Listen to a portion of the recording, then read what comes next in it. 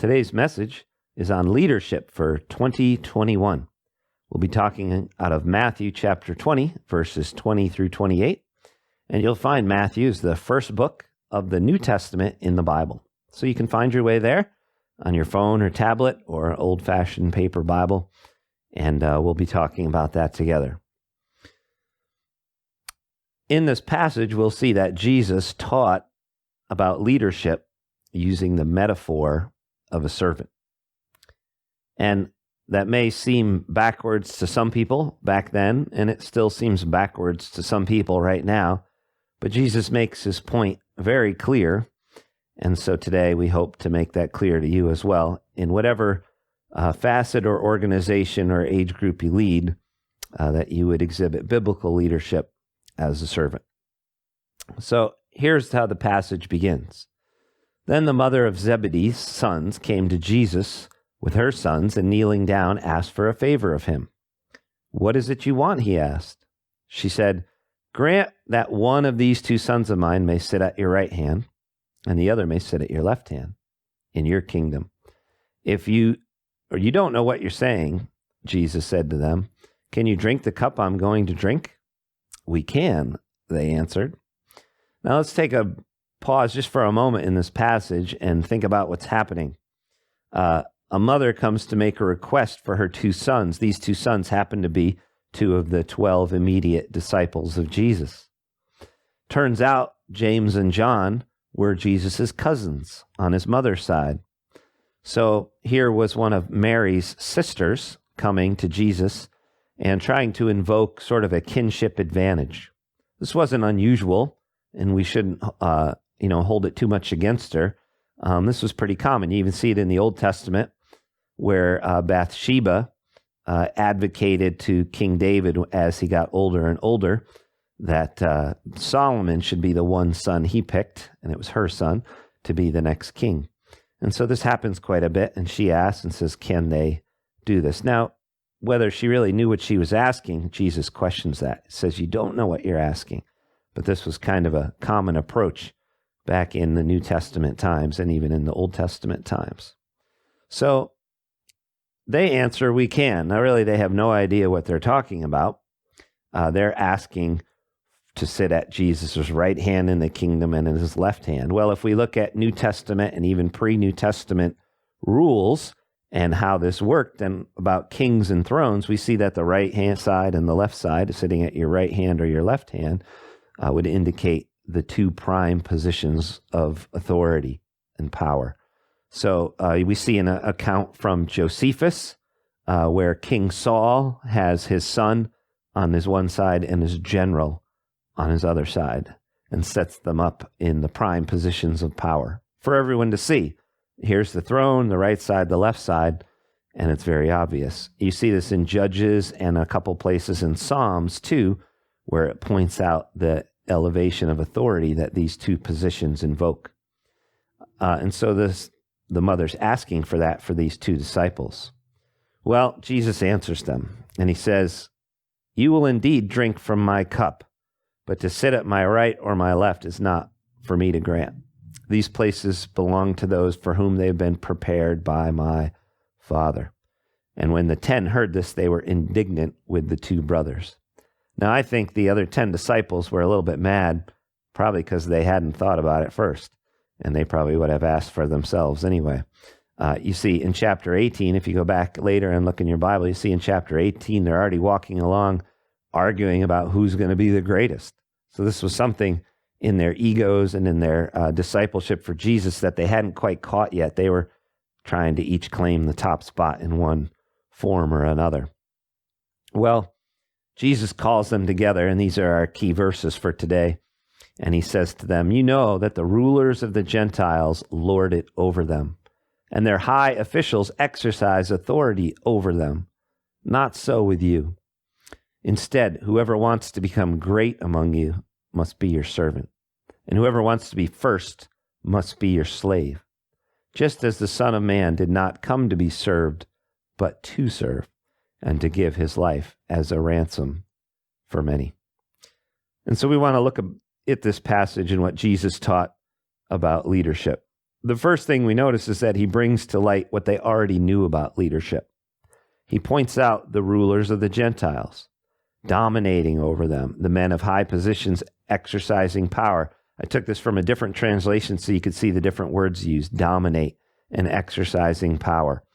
And so here, these Gentiles, these non-believers are acting according to worldly forms of government, and they're trying to rule for self-advancement and for ego. And so Jesus knows that his disciples see this in the culture, and he says, no, we're going to do it a different way. He explained to them why it's wrong. And then here, the key verses for today that we pointed out about being a servant and a slave, he uses this metaphor. Now, this is not the only time he says this to them.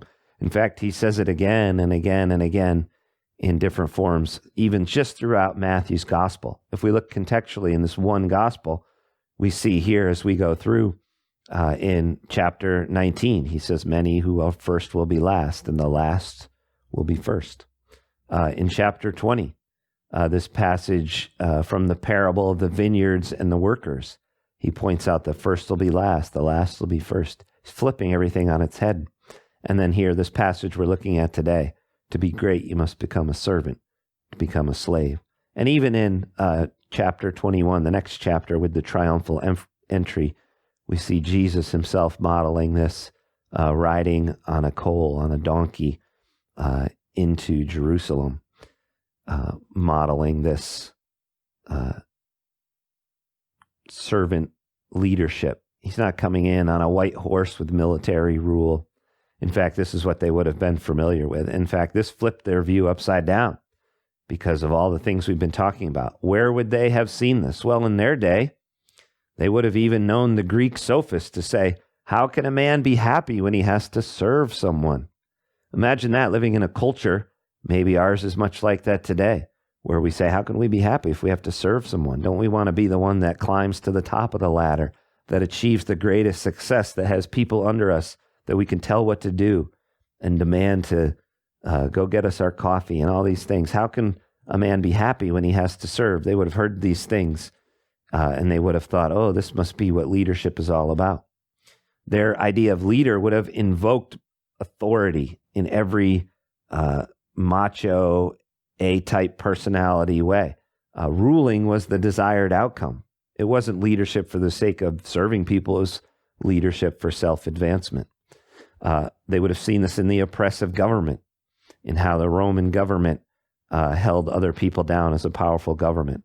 It's not to say they didn't do anything good, but in their rule of government, they certainly made their power known. We see this in the reign of Caesar Augustus and in the wickedness of Herod Antipas as he ruled during Jesus' time and in that time of the New Testament. Part of what they did with the government was this exploitive taxation, showing power and demanding from its people taxes and taxes beyond taxes and taxes beyond taxes after that. And enforcing that in ways that led to really negative disadvantages for people who couldn't contribute. And then strong military rule, we see clearly as part of this Roman government ruled world, they would have seen this authority. So in this metaphor of servant, then, Jesus flips it upside down. In fact, if we think about the metaphor of servant and we think about what they would have known from their culture, let's think about what a metaphor tells us about. Metaphor may tell us about a leader's style. And if we're thinking about an oppressive government and a strictly run organization where the leader shares no power but only uses it for self-advancement, it's very true in many cultures and countries of the world today where this still happens. What does that kind of leadership tell you about the leader's style and the leader himself or herself? What about the culture of that country or the organization? And we think about what's accepted there. What about the values that puts out and what people strive after? What will be rewarded? And if we reward those who get to the top, then many people will do whatever they can to get to the top, pushing other people down along the way because they're trying to achieve the one thing they want, which is for themselves. And how does that impact then relationships within the organization? Think about your school or your place of work or business and sort of the culture and organization that there. If the metaphor being presented is leadership as ultimate authority and power, then how does that impact people's relationship as they work in and amongst that organization? And there's a message that communicates not only to people inside, but also to outside. And so in this kind of emotional atmosphere that can be created, that would be similar to a closed system where people are tense and tight.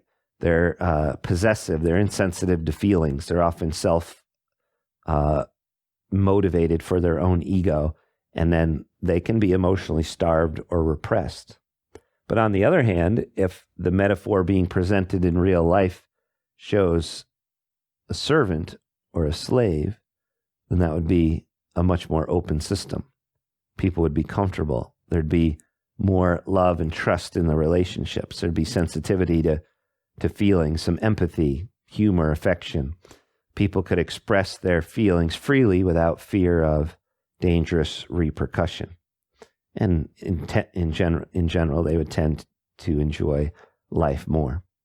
And so as we think about this from the alternate perspective of a metaphor of a servant or a slave, as Jesus is using here, we can think, again, what that would tell us about the leader's style, how he or she wants to run the organization. Think about if you're a community group leader, or if you're at school and you're leading a breakout room or group for a class discussion or class project, right? What kind of culture can be presented when the leader herself or himself can serve others? This is what Jesus wants us to get to. How will that show what we value? And hopefully it shows that we value people.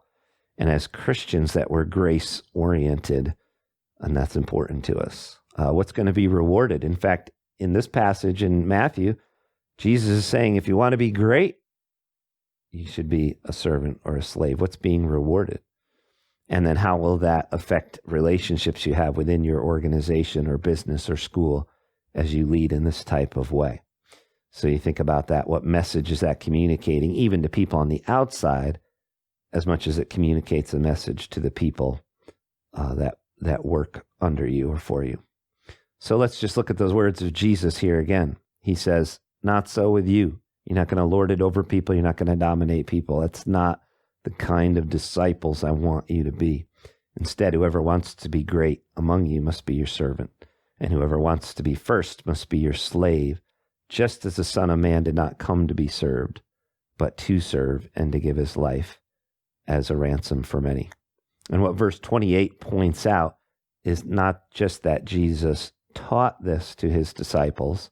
It's one thing to say it, but it's another thing as a leader to do it. And so here's Jesus as a rabbi. Here's these disciples with a really privileged cultural opportunity to be students of a rabbi. And they're learning from their leader, not just these words, but here we see that Jesus modeled leadership by being a servant. Let's look right in this passage to see a couple clues. He says, can you drink from the cup I am going to drink? And if you look back into your Bible, I'll read to you from here in chapter 20, just in the before where we started. They were going to Jerusalem, and Jesus took his 12 disciples aside privately and told them what was going to happen to him. He said, listen, we're going up to Jerusalem where the Son of Man will be betrayed by the leading priests and teachers of religious law. They will sentence him to die. Jesus is talking about himself. He says they will hand him over to the Romans to be mocked, flogged with a whip, and crucified.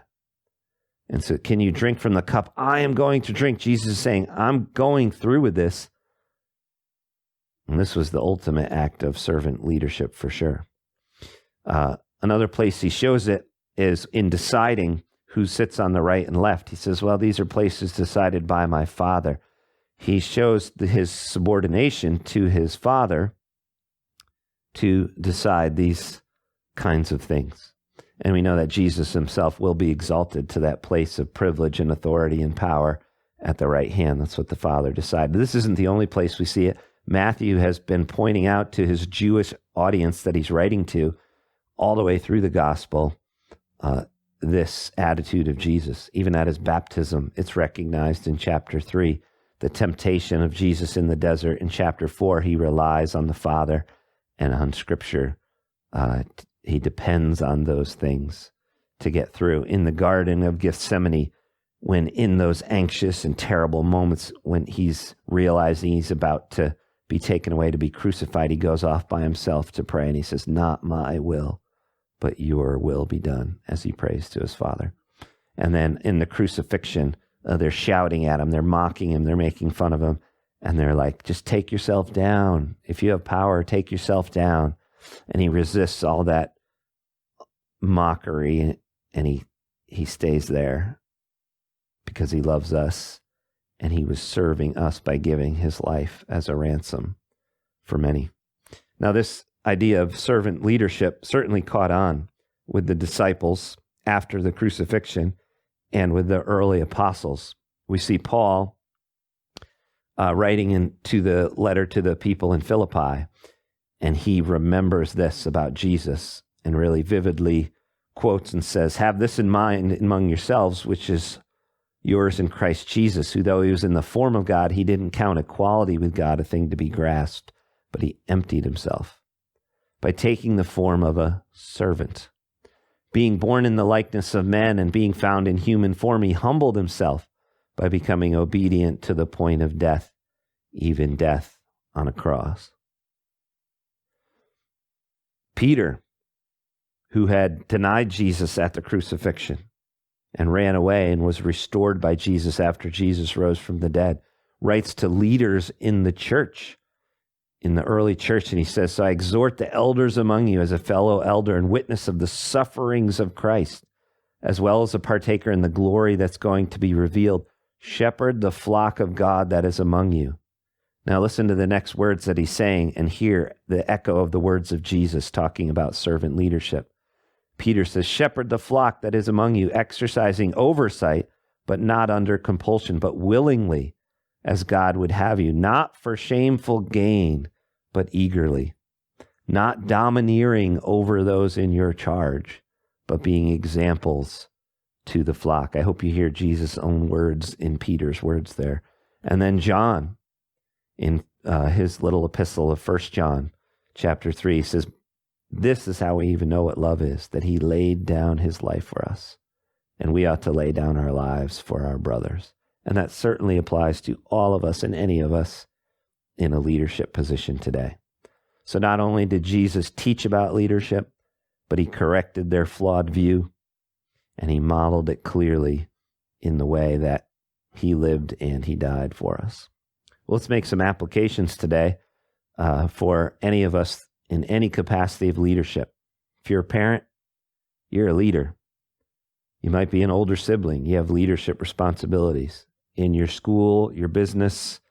Doesn't matter if you're the owner. You have ways and places and opportunities to lead, and Jesus would be glorified if we lead biblically with a servant leadership in mind. So some applications we can make today. 3 specifically. 1, just steeped in all of this, is leading with humility. When you serve others, it just seems to me like it helps keep our humility authentic. You may have known leaders that are just full of ego, and serving others is really not part of probably how they operate. And if you've had a boss like that, or anyone who can be sometimes narcissistic, you realize they're in it for themselves. I bet you wouldn't pick that person as a boss if you could. But if you had a boss who cared about the staff and who cared about their well-being, collaborated, worked alongside, you may see some humility in that. I bet you'd much more likely rather be around that person. So serving others can help keep your humility authentic. Makes me think of a verse in James where he talks about our religion. And he says religion, pure religion, should be, part of what he says is taking care of orphans and widows in their distress. And I think he says that the purity of our religion there is because a widow an orphan back in that day, they couldn't pay you back. So would you be willing to serve someone without expecting anything for yourself, except that you're obeying God? And I think that's really a test for our humility today, oftentimes. I'm not talking about a false humility. You may sometimes know people that are always like, well, I'm no good at that. And sometimes they say that just so you'll give them a compliment. Oh, no, you really are good. And so that kind of false humility, they're seeking out some way to be flattered anyway. I don't know that necessarily honors God, but a true humility where you're seeking the interests of others as a leader within the organization. You're still leading, but you're leading with people and for people. Then I think that helps keep our humility authentic. Second application could be willing to develop others. It's hard for people to give up the spotlight oftentimes, but this helps keep our humility in check. A few things from an article in Church Leader. It's like a daily thing, a daily newsletter, and it talks about leaders often can just talk way too much in a meeting, and so part of that can be a humility issue. If you find yourself talking more than half the time, think about why you're doing that. If you find your staff is coming to you just for answers all the time, and there's not for any sense of collaboration, or they're not offering solutions, maybe you've created a scenario where you want them to depend on you. And often really that's an ego thing, and we have to check that at the door and watch that carefully. And if another person's talking, you're formulating your response. If you find that happening a lot, then that's another thing to keep an eye on, because when we do that, we often miss half of what the person is actually saying. And being a good listener is really a key for being a good leader. And our third and final application for today is to lead with integrity. Keep yourself in line with God so your leadership isn't derailed by sin. Many of us know and could point to stories in the press or even in our own lives in churches where we see a Christian leader who falls into sin, whether that's moral or sin or financial sin, and all different. You see this growing in all kinds of different denominations, and the pain and the suffering this brings not only to their individual families, but to people that were on staff with them and in church with them, or in their organizations or business. They were trusted, and they broke that trust by sinning. And so for us to lead with integrity means not to get full of ourselves, to remember we're not the hero of the story. Jesus is. And oftentimes it seems like when these things happen, when people get derailed by sin, it's just fed by their ego and their self-importance, the way people look up to them, and like the way they think and dress and appear and their charisma. All of this put together can, if we handle it the wrong way, can lead a leader astray and make us fall off the path with God. And so for us to lead with integrity, it's a daily, hourly check for the decisions we're making, the motivations behind those decisions, and the humility that needs to undergird it all. Because again, we're not the hero of the story, Jesus is. And so we'll close with his words one more time. And you can read them there on your screen. Not so with you. Instead, whoever wants to become great among you must be your servant. And whoever wants to be first among you must be your slave. Just as the Son of Man did not come to be served, but to serve and to give his life as a ransom for many. And so as we head into 2021, in whatever spheres of influence and opportunities you have to lead, may we all lead biblically by being a servant to others. Make it a great day.